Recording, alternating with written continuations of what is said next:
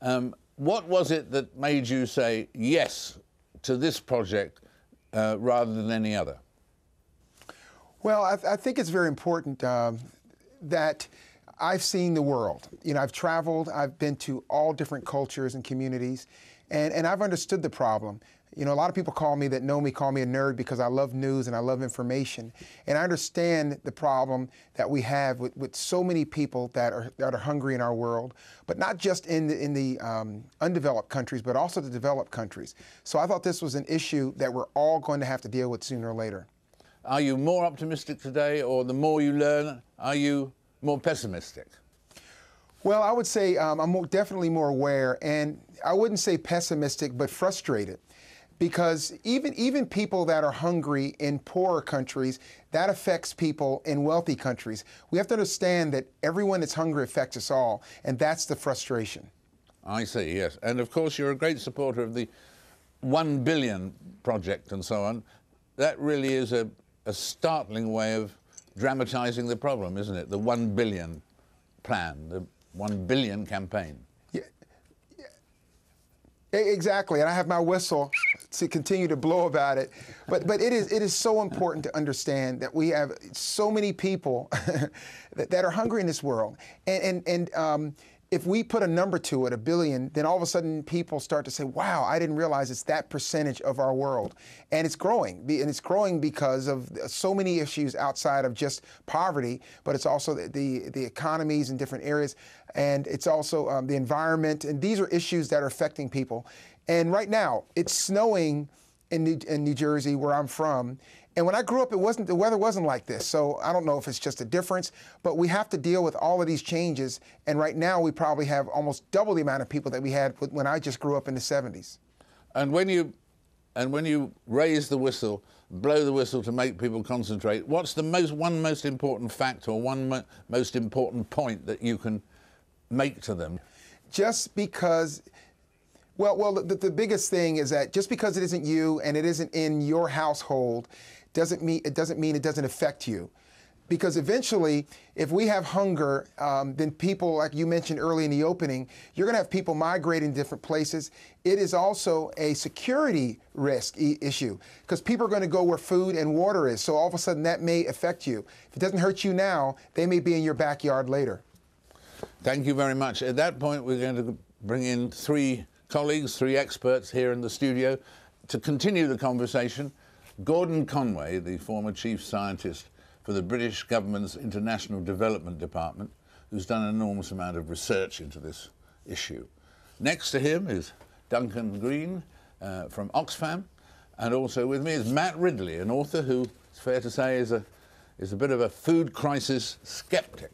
So we want to hear from all of them, and Carl will be listening as well. Let me start, if I may, with you, Gordon. I mean, the picture you heard there from Carl, you reflect the same concerns, I guess. I mean, yes, I do. What is the most urgent? Well, there are 3 things that are going on.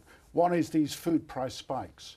We're now in the middle of a second food price spike. Food prices have gone up enormously. That's an inconvenience in the West, but it's devastating for developing countries. So that's one. The second is that we've got this nearly 1 billion people who are chronically hungry, more chronically hungry people in the world than we've ever had. And the third is that we've got to increase food production by 70%, 100% by 2050 if we're going to feed the world. Those are 3 big challenges for us. Does it look the same way to you as well, Duncan? Yes, Oxfam's seeing a lot of bad changes in these directions in our programmes around the world. We're seeing increasingly erratic climate making life very difficult for farmers. We're seeing the impact of these food price spikes, and we're actually devoting the next 4 years of our public campaigning to trying to deal with some of these issues and raise them with policymakers. Now, Matt, you don't agree with the gloomy projections at this time. You think there's grounds for optimism more than gloom. I do. I think that clearly we have enormous challenges, and Gordon's right, we've got to increase food production in order to keep up with the growing population. But if you look at what we've achieved over the last 50 years, we've trebled the yields of cereal agriculture without taking any extra land into production. We've largely prevented the enormous famines that were killing hundreds of millions, well, tens of millions of people in China and India in the 50s and 60s. And we've done so by applying fertilizer and new technologies to farming and also infrastructure. And yes, we're having price spikes at the moment, but from historically unprecedentedly low levels of food prices. Now, it'd be nice if we didn't have the price spikes, and one of the causes of that is because we've been taking food out of agriculture and putting it into motor fuel, and that has helped boost the price of food, which is a mistake in my view. Now, was that too rosy a picture there, Gordon? A bit? Yes, I think it is too rosy. I mean, I agree, we've got the technologies that can allow us to increase food production enormously. But we have to remember, if you look at, for example, at Africa, it's not just about having the technologies, it's about producing new seed, getting seed into the hands of farmers. It's also about the farmers being able to market their products, so getting them to market. All of that requires infrastructure. It's interesting, at the last food price spike in Africa, food production actually went down, even though in theory they could get more money. The reason why they aren't growing more food is for all the barriers. Could you just explain a food spike or any sort of spike, because it may not be lingo all around the world? Well, basically, in 2006, the FAO said the price of food was like that. And it started rising in 2007 and went right up to a peak in 2008. I mean, it was about 50% or more before what it was. Then it came down again, and everybody said, oh, that's all right. But in 2009, it started to increase again, and in 2010, it shot right up. And we're now as high as we were in 2008. So the price is doing this all the time. And I'm not sure it's just going to stop. I think we're going to get more of that. If I can jump in there, yeah. And we can see that even more in America. We're already talking about a food spike even more for 2011. So that's going to happen. And of course, we're using corn, like you mentioned earlier, for fuel. But where is our future for our environment? So we have to think of all these issues when it comes to food prices and also feeding people. Do you see a growing awareness of this problem, or still very insufficient awareness of this problem in America? Yeah, well, the reality is that the food spikes and prices are happening here. As you know, there's a big push for ethanol. So the corn prices have spiked, and that takes everything up in terms of food. I've just heard recently where people are saying the huge prices in milk and meat, it's going up, and they're predicting almost doubling in 2011. So even those who are not starving, it's affecting their home budgets. And at the same time, oil prices are going up here. So we feel that as well, even though we're in a developed country. Thank you very much.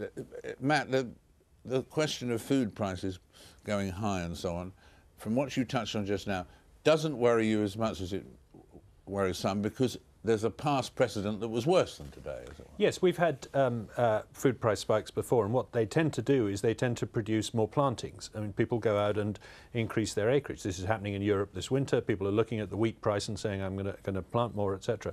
And that tends to bring the price down. And the price, even though it has spiked upwards, it is still 30% below in real terms where it was in 1980. And it's something like 90% below where it was in 1900. So food has become more affordable. Now, you know, it was extraordinarily low a few years ago, to the point where land was coming out of production for food.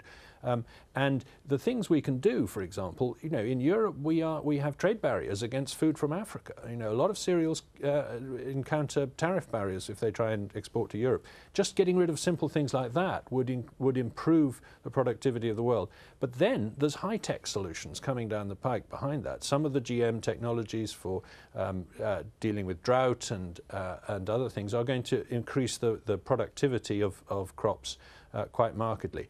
It's not going to be without its challenges. It's going to be hard work, but so long as we innovate, I see no reason why we can't get to a point where we're feeding 9 billion people in 2050 at a better level and with far less hunger than we do today.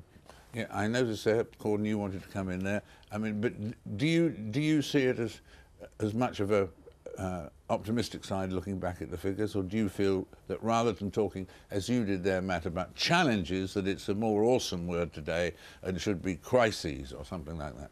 Well, I'm also an optimist because I've seen what's happened, but I think optimism is a genetic trait and I just happen to have got it. You know? Yeah. But I think the problem is, as Matt says, you can feed the 9 billion, but it's not just feeding the 9 billion. They're increasing their consumption of livestock. You've got to produce much more grain because of the livestock they're eating. The prices of fertilizers are going up. There's shortages of water and shortages of land, and we've got climate change on top of that. So it's not just as simple as feeding an extra 2 billion people. There's an enormous number of other things that have got to be tackled, and that's partly due to the technologies that Matt's talking about, but it's also due to getting both the governments and the private sector to work much better together than they are now. That's where I get pessimistic, is about getting governments and private sector to really work on this.